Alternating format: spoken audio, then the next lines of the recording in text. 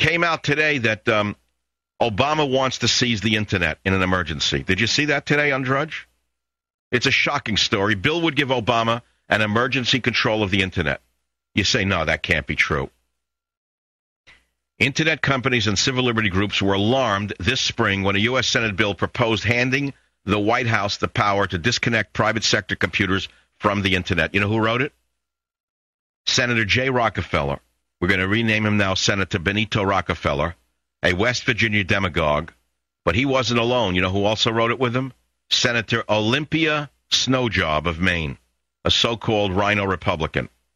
So here you have two wealthy, powerful Leninist types wanting to give Obama the power to control the internet in a so-called emergency. And they will declare what the emergency is.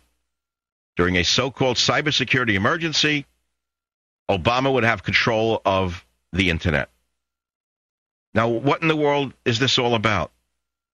What do you think about this?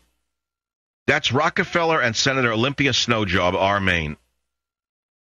And here they are trying now to steal your privacy and to steal your freedom.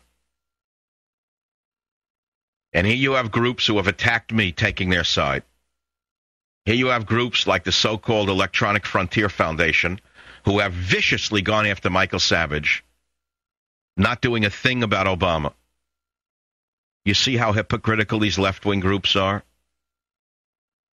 President of the United States wants to protect the American people during a national security response by taking away your freedoms. Now, as you know, there was a Reichstag fire in Germany. There has always been a crisis that has permitted nascent dictators to emerge from the womb. That's quite a statement, to permit nascent dictators to emerge from the womb. I should add a few words to that. Nascent dictators to emerge from the womb of deceit. Or shall I say, from the camouflage of the womb. There have always been emergencies, both real and created by dictators, to permit nascent dictators to emerge from the camouflage of the womb in which they were elected. You got the guy on Fox, every other day he's in tears.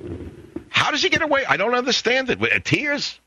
Every day. Oh, free speech, you're going to take away my free speech.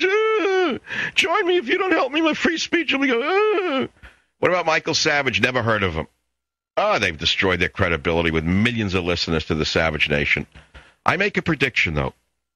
The smartest broadcaster on Fox News by far is O'Reilly. He has a real education.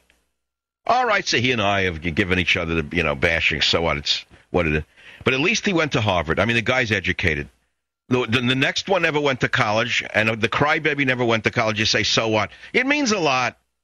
They don't have any depth. They're faking it.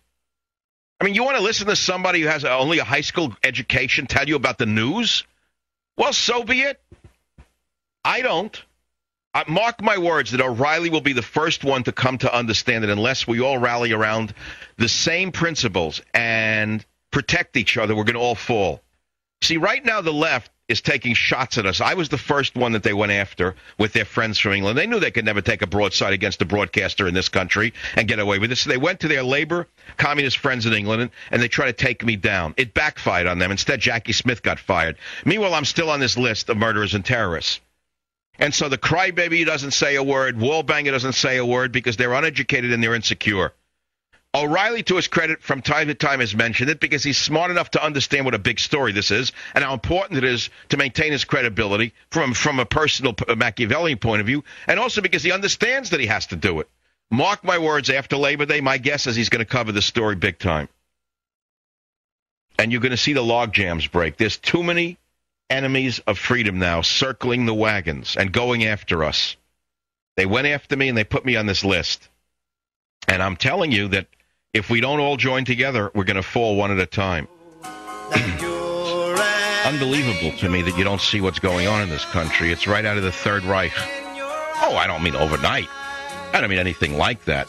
It starts light. You know, many of you don't realize that Hitler didn't start with the Jews in the ovens, and I'm not suggesting this administration will go there either, but listen to what I'm saying to you before you jump to conclusions. Do you know that before Hitler rounded up and exterminated the Jews and the gypsies and dissidents, do you know who he did first? The handicapped. I don't think you understand that. Hitler said that they were not worthy of life, that they were a burden to themselves and society, and he started to euthanize the so-called imbeciles. The German people were so offended by this that the Nazis had to stop the program. And so you can see certain trends and tendencies in various governmental entities. If only you read the fine print. If only you go beyond the headlines put out by the alphabet channels, the ABC, CBS, NBC, CNN crowd. If you only start reading the fine print and listening to the unfine words inside the fine print, you'll come to understand that these fine gentlemen may not be so fine as you may think. And sometimes the gruff guys are actually the fine guys, and that the fine guys are actually the bad guys.